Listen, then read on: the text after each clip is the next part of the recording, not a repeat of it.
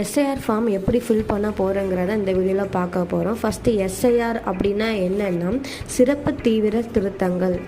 எதுக்கு கொண்டு வந்திருக்காங்கன்னா ஓட் லிஸ்ட்டில் நேம் சேஞ்ச் ஆகிருக்கும், அட்ரஸ் சேஞ்ச் ஆகிருக்கும், அதுக்காகவும் இறந்தவங்களோட நேம் லிஸ்ட்டை வந்து ஓட் லிஸ்ட்லேருந்து எடுக்காம தான் கொண்டு வந்திருக்காங்க. அந்த ஃபார்ம் கொடுத்துருப்பாங்க. இந்த ஃபார்மோட லாஸ்ட் டேட் என்னைக்குன்னா December 4. இந்த லிஸ்ட்டில் மேலே பார்த்தீங்கன்னா உங்கள் நேம் கொடுத்துருப்பாங்க, அது பக்கத்தில் வரிசை எண் கொடுத்துருப்பாங்க, அது பக்கத்தில் உங்கள் ஃபோட்டோவும் கொடுத்துருப்பாங்க. இந்த ஃபோட்டோவும் வரிசை எண்ணும் உங்கள் எல்லாம் கரெக்டாக இருக்கான்னு பார்த்துட்டு இப்போது எந்த ஃபோட்டோ யூஸ் பண்ணுறீங்களோ அந்த ஃபோட்டோ அதில் ஒட்டிடுங்க. இப்போ இதில் ஒரு 3 பாக்ஸு கொடுக்கப்பட்டிருக்கு. இந்த 3 பாக்ஸில் ஃபஸ்ட்டு பாக்ஸ் வந்து என்னென்னா பேசிக்காக எல்லாமே நம்ம தெரிஞ்சது தான் இருக்குது. ஃபஸ்ட்டு டேட் ஆஃப் பர்த்து, உங்களோட டேட் ஆஃப் பர்த் கொடுத்துடுங்க. ரெண்டாவது ஆதார் எண் விருப்பம் இருந்தால் கொடுங்க, இல்லட்டா வேண்டாம். ரெண்டாவது கைபேசி எண் உங்களோட ஆதார் மற்றும் ஓடிடியில் என்ன நம்பர் கொடுத்துருக்கீங்களோ அந்த நம்பர் தான் அங்கே கொடுக்கணும்.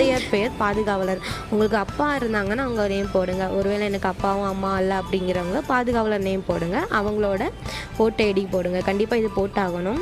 அப்புறம் தாயார் பெயர், உங்களோட அம்மா நேம் எழுதுங்க. அப்புறம் தாயாரின் வாக்காளர் அட்டையோட எண் வந்து இதில் ஃபில் பண்ணிடுங்க. இருந்தால் ஃபில் பண்ணுங்கள், இல்லைன்னா விட்டுருங்க. துணைவர் கணவர் அவங்க இருந்தாங்கன்னா இதில் ஃபில் பண்ணுங்கள். கணவர் இல்லை அப்படிங்கிறவங்க பிளாக்காக விட்டுருங்க.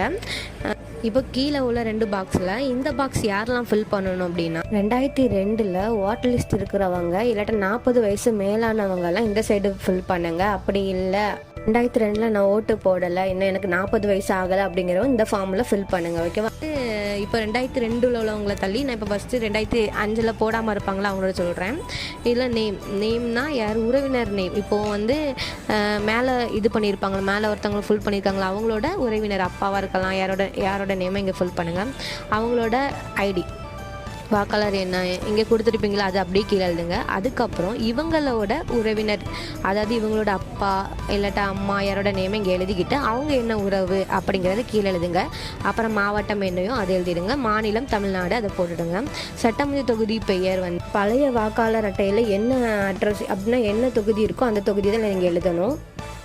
அதில் இல்லாதவங்க ஒரு வெப்சைட் சொல்கிறேன், அந்த வெப்சைட்டை வந்து நீங்கள் இது பண்ணிடுங்க. நீங்கள் வந்து உங்களோட செக் பண்ணி பார்த்தீங்கன்னா இதில் என்ன சட்டமன்ற தொகுதி வரும்னு சொல்லி ஃபில் பண்ணிடுறோம்.